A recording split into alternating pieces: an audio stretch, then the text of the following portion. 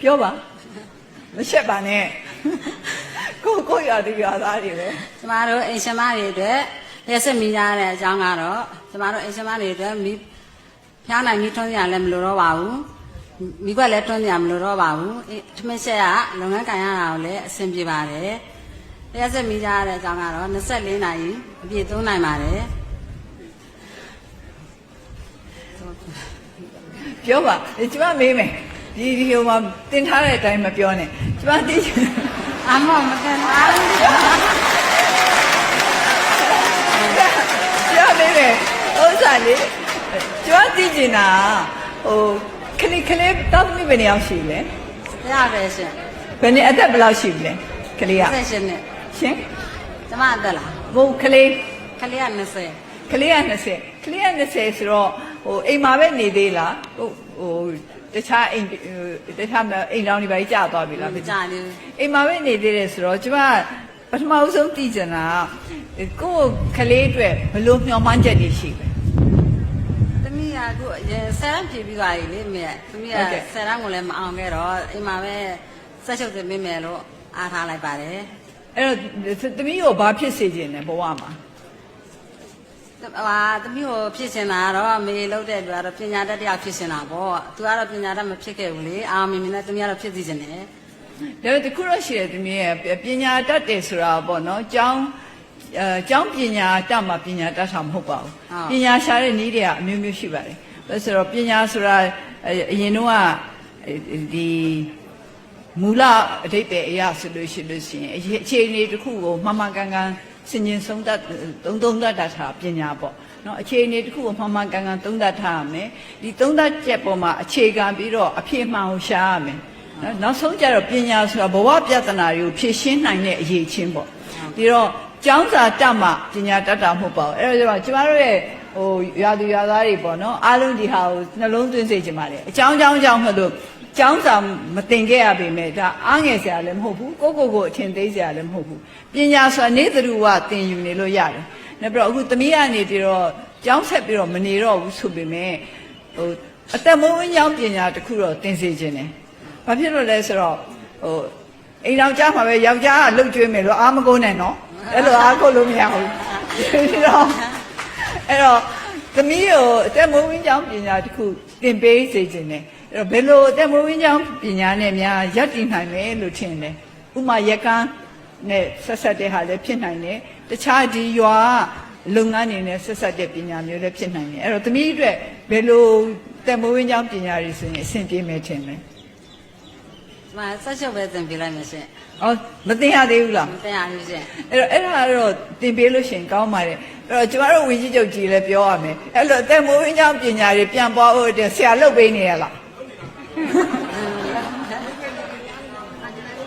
ဟုတ်ကဲ့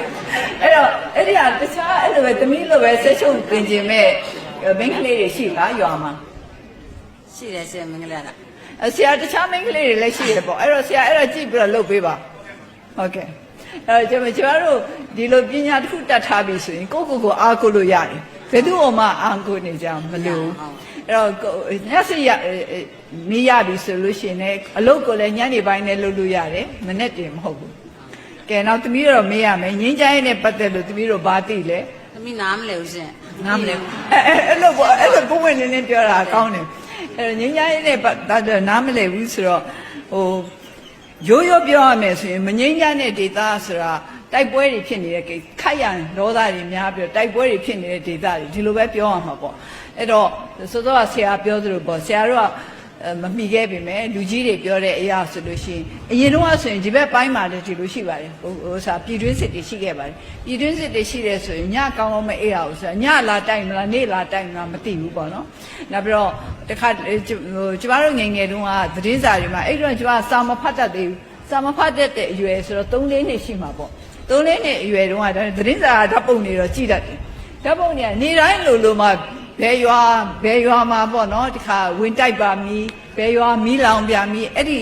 ပြည်တွင်းစစ်နဲ့ပတ်သက်တဲ့သတင်းဓာတ်ပုံတွေနေတိုင်းလိုပဲတွေ့နေရတယ်ကျမတို့ကြတော့အဲ့တော့ကျမတို့အားလုံးနားလေတယ်ငင်းကြရေးမရှိခြင်းရဲ့ကိစ္စကိုခလေးတွေကနေစပြီးတော့နားလေတယ်အခုကြတော့နိုင်ငံရဲ့တော်တော်နေရာတော်တော်များများငင်းကြသွားပြီ ဒါပေမဲ့မငြိမ်းချမ်းတဲ့နေရာတွေရှိသေးတယ်စောစောကကျွန်မပြောသလိုပဲပေါ့ဟိုကိုခန္ဓာမှာအစိတ်ပိုင်းမှာတနေရာမှာယောဂရှိနေတယ်တနေရာကအဆင်မပြေဘူးဆိုရင်ဒီကိုယ်လုံးကျမ်းပါတယ်လို့ဘယ်လိုမှပြောလို့မရဘူး။နောက်ကျွန်တော်တို့နိုင်ငံဖွံ့ဖြိုးတိုးတက်မှုနောက်ကျရခြင်းရဲ့အကြောင်းရင်းတစ်ခုကလည်းဒီလိုငြိမ်းချမ်းရေးမရှိခြင်းကြောင့်ပဲ။ဒါတော့အခုသမီးတို့နဲ့ဆက်ဆက်ပြီးပြောမယ်ဆိုရင်သမီးကကိုယ်သမီးလေးကိုပညာတတ်ဖြစ်စေခြင်းနဲ့ဒါပေမဲ့ပညာတတ်မဖြစ်နိုင်ခဲ့ဘူး။ဆရာဆိုလို့ရှိရင်ဆရာရဲ့အကြောင်းကကလေးတွေကိုပို့ပြီးတော့ဖွံ့ဖြိုးတိုးတက်စေခြင်းနဲ့ဒါပေမဲ့ဒီအဆင့်ကိုမရောက်ခဲ့ဘူးဒီလိုကျမတို့နိုင်ငံနှေးကွေးရတဲ့ဖွံ့ဖြိုးမှုနေရာမှာနှေးရတဲ့အကြောင်းရင်းတစ်ခုကငြိမ်းချမ်းရေးမရှိလို့ပဲငြိမ်းချမ်းရေးမရှိခြင်းဟာနိုင်ငံကိုအများကြီးထိခိုက်တယ်နိုင်ငံရဲ့စီးပွားရေးကိုထိခိုက်တယ်ငြိမ်းချမ်းရေးဖွံ့ဖြိုးမှုကိုထိခိုက်တယ်ဥပမာအဖြစ်ဆိုလို့ရှိရင်နိုင်ငံတကာကငြိမ်းချမ်းရေးစီးပွားရေးလုပ်ငန်းရှင်ကြီးတွေကဆိုရင်မတည်ငြိမ်တဲ့မအေးချမ်းတဲ့နိုင်ငံမှာတိတ်ပြီးတော့သူတို့ယင်းနှိမ့်မြုံနာမှုမလုပ်ချင်ဘူးသူတို့ရဲ့ယင်းနှိမ့်မြုံနာမှုတွေအတွက်သူတို့ကနေပြီးတော့အာမခံချက်ရှိစေခြင်းတယ်ဒီတည်ငြိမ်တဲ့နေရာမှာယင်းနှိမ့်မြုံနာရတာနဲ့မတည်ငြိမ်တဲ့နေရာမှာယင်းနှိမ့်မြုံနာရတာမတူဘူးဒါတော့လူတိုင်းနားလည်တယ်ဘာဖြစ်လို့လဲဆိုတော့ဒါငြိမ်းချမ်းရေးတနေရာမှာကျမတို့နိုင်ငံတနေရာမှာမရှိဘူးဆိုလို့ရှိရင်ကျမတို့ရဲ့နိုင်ငံအနှံ့အပြားမှာအကျိုးသက်ရောက်မှုရှိတယ်သမီးအနေနဲ့ဟိုကိုယ့်ရဲ့သမီးအတွက်ပဲဘက်ကနေပဲကြည့်မယ်ဆိုလို့ရှိရင်ငါသမီးပညာမသင်ခဲ့ရပဲလေငါမြည်တွေကြတော့သင်စေခြင်းနဲ့ဆိုရယ်စိတ်ရှိရင်ဒီမြည်တွေခေတ်မှာကျမတို့နိုင်ငံဟာဖွံ့ဖြိုးတိုးတက်တဲ့နိုင်ငံဖြစ်ဖို့အတွက်ကိုငြိမ်းချမ်းရေးရဖို့တတ်နိုင်တဲ့ဘက်ကစိတ်ပါဝင်စားမှုနဲ့ကူညီစေခြင်းနဲ့ပထမစိတ်ဓာတ်နဲ့စရမှာပဲစိတ်ဓာတ်နဲ့ကျမခဏခဏပြောရတယ်အောင်မြင်ခြင်းတရား၄ပါးဟာဆန္ဒနဲ့စားတယ်လုတ်ပေးခြင်းနဲ့ဆန္ဒပေါ့အဲ့တော့ကျမတို့ရဲ့ရွာသူရွာသားတွေအားလုံးဟာငါတို့ယုံကြည်ငြိမ်းချမ်းရေးရရှိရတဲ့တနည်းတစ်ဖုံတော့လုတ်ပေးခြင်းနဲ့ဆိုရက်ဆန္ဒရှိဖို့လိုတယ်ဆန္ဒရှိပြီးတော့ဆန္ဒအရာဝိရိယစိုက်ထုတ်ရမယ်စိတ်မှန်ကန်တဲ့စိတ်ဓာတ်မွေးမြူရမယ်နောက်ပြီးတော့ပညာရှိရမယ်ပညာဆိုစောစောကကျွန်မပြောသလိုပဲအတန်းပညာမဟုတ်ဘူးမှန်ကန်သုံးသပ်နိုင်တဲ့အရေးချင်းအဲ့တော့သမီးတို့အနေနဲ့အင်ရှင်မတယောက်ဖြစ်လို့ငြိမ်းချမ်းရေးနဲ့မဆိုင်ဘူးလို့ပြောလို့မရဘူးလျှက်စစ်ဓာတ်မီးနဲ့ဆိုင်ရင်ငြိမ်းချမ်းရေးနဲ့လည်းဆိုင်တယ်တင်စားပြီးတော့ပြောကြတာငြိမ်းချမ်းရေးအလင်းရောင်လို့ပြောကြတယ်ငြိမ်းချမ်းရေးရတာဟာအမှောင်ကိုခွင်းပြီးတော့အလင်းနဲ့ရောက်လာတယ်လို့ပဲဆိုတာဟာဟို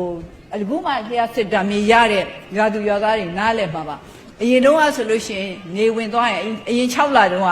နေဝင်သွားလို့ရှိလို့ရှိရင်ရွာအမှောင်ကျသွားတယ်အခုကျတော့နေဝင်သွားလို့ရှိလို့ရှိရင်ကိုယ့်ရဲ့ဓာတ်မီးနဲ့ကိုမီးရအောင်လုပ်နိုင်တယ်တနည်းအားဖြင့်ကိုယ့်ဘဝကိုပြီးတော့ပိုင်တယ်အရင်တော့ဆိုရင်နေမင်းကပိုင်တယ်ဆိုတော့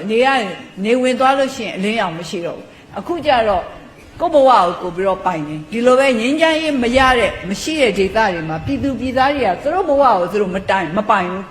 ဘယ်တော့တိုက်ပွဲတွေဖြစ်မလဲဘယ်တော့ပြေးရမလဲဘယ်တော့လွှားရမလဲဘယ်တော့ငတ်ပြမလဲဘယ်တော့